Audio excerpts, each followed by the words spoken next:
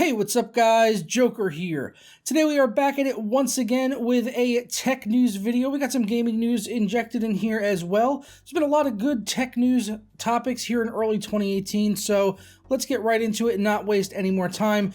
We will be starting off talking about cryptocurrency once again, as CNBC has published an article talking about AMD and Nvidia and basically saying that they need to do more to stop the shortage of graphics cards before it really has a lasting impact on the PC gaming market. And I do believe that something does need to be done, but I really don't think that the blame necessarily lies with AMD and Nvidia, as they are the ones making the GPUs. Unless you are buying a reference model graphics card, you are more likely to be blaming the graphics card manufacturers like EVGA, MSI, Gigabyte, Sapphire.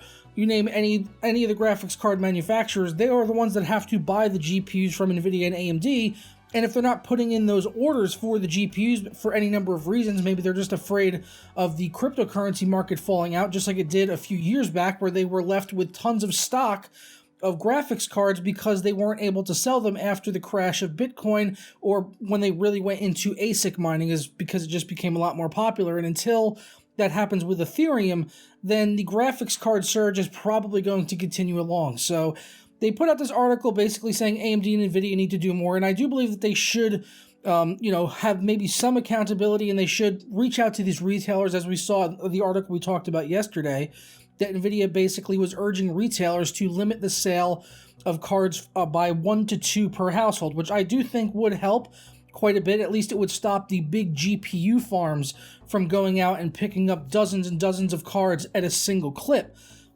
Because I really don't take too much of an issue with the person in their house that is either maybe mining with their GPU during its downtime, or if you're just mining with graphics cards that you have laying around. I don't really take an issue with people that are doing that. My issue is with the big warehouses that are going out and buying, like I said, hundreds, sometimes thousands of graphics cards to stick on a server rack and just use them for mining cards. But for someone out there, that if you own like a Vega 56 and when you're not gaming, maybe you're at work 8 to 10 hours a day and you let it mine while you're at work, I really don't have a problem with that, and I don't think other people should either. If you disagree, let me know down in the comments below. But the big thing I wanted to talk about in this article is that CNBC is saying that the impact that it could have would actually result in PC gamers going out and switching to console, which I don't think that's going to happen. I don't think PC gamers are going to go suddenly just get rid of their hardware and switch over to the console. Could it maybe help someone in the short term that is just deciding to get into PC gaming, and then maybe they saved up $600 or $700 for a budget system, and then they say, well, I can't buy a system because I just can't afford it right now, and maybe there might be a few cases where someone decides to go out and get an Xbox One X instead, but I think those would be few and far between and not really have a lasting impact on the PC market unless this really does continue for years and years. To quote them directly from the article on CNBC, they said, AMD and Nvidia should not take the PC gaming market for granted. Gamers may resort to buying more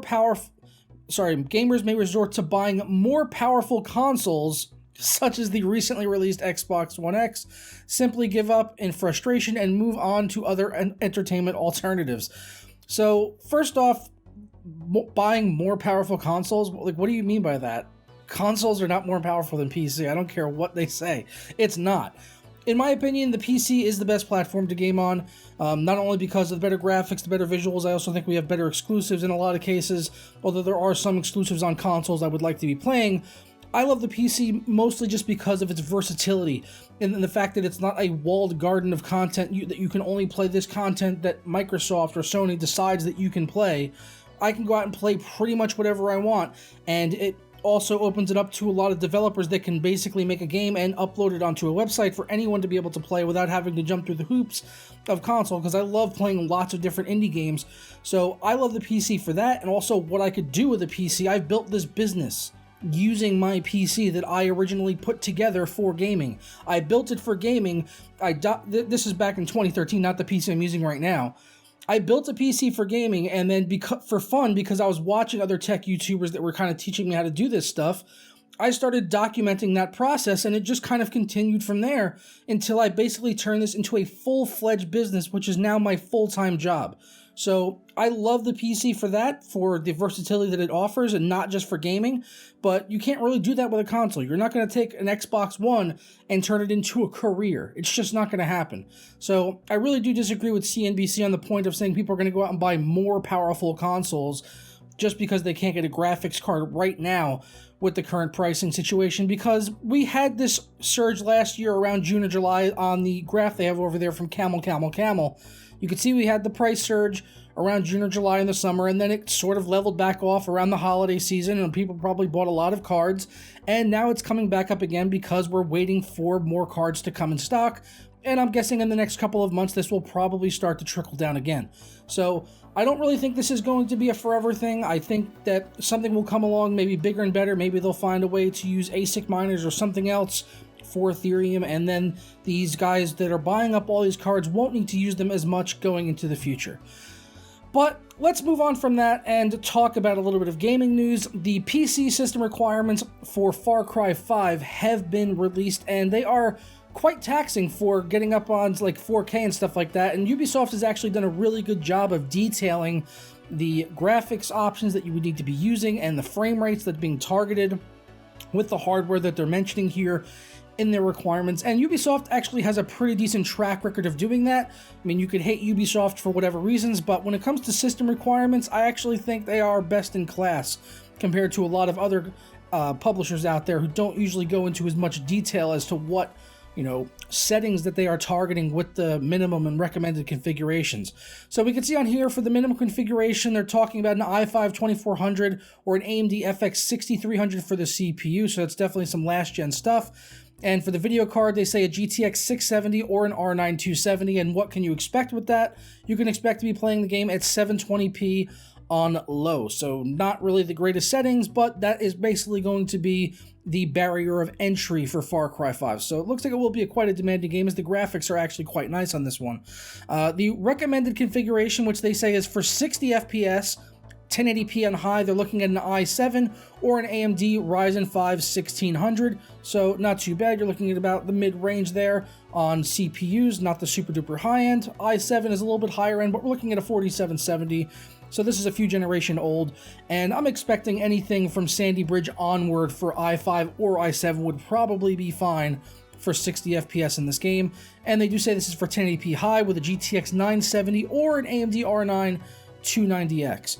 For 4K, for a 60 FPS configuration, they are saying that you need the GTX 1080s in SLI or RX Vega 56s in Crossfire, otherwise known as $4,000 worth of graphics cards in the current market. So that might not be ideal if you're trying to get 4K 60 FPS at high and ultra settings.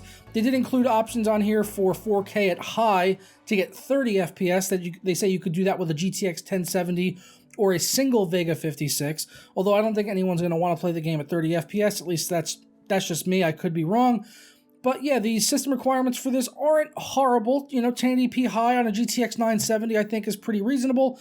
So I do look forward to playing this game. Hopefully it runs really well for me at 3440 by 1440 on Ultra with a GTX 1080 Ti, hopefully, because I am looking forward to playing this game, actually. I didn't really care for Far Cry 4 or Far Cry Primal, as I just thought they became like tower climbing simulators like the older Assassin's Creed games. But I'm hoping that they can kind of fix that this time around and maybe go off in a new direction, just like Assassin's Creed Origins did, which pretty much became a full-fledged RPG on Origins. And the fact that this game, Far Cry 5, is going to have full campaign co-op and not just like some co-op side content, that definitely appeals to me, as well as I have a buddy who I love playing co-op with. So I do look forward to playing Far Cry 5, benchmarking it here on the channel, and all of that.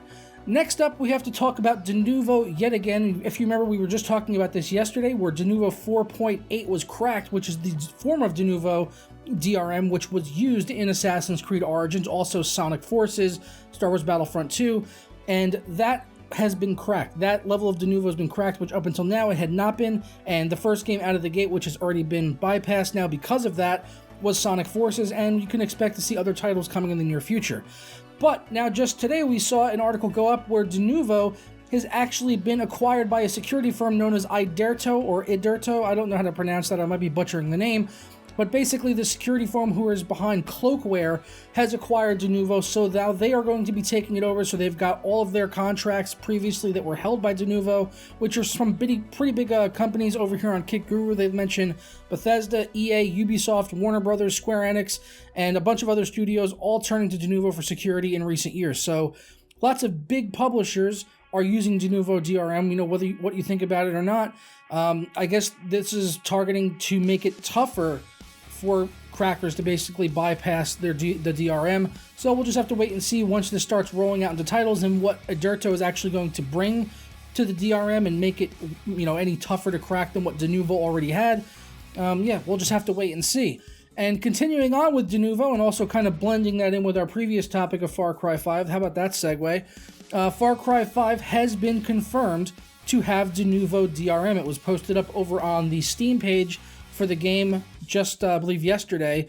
So it looks like that will have Denuvo DRM. We do not know which form of Denuvo it will have just yet.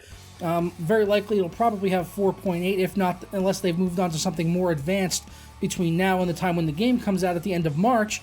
And we still don't know if it's going to use VM Protect either. If you remember, that was in Assassin's Creed Origins, which a lot of people had said that it might be the reason for it having such high CPU usage.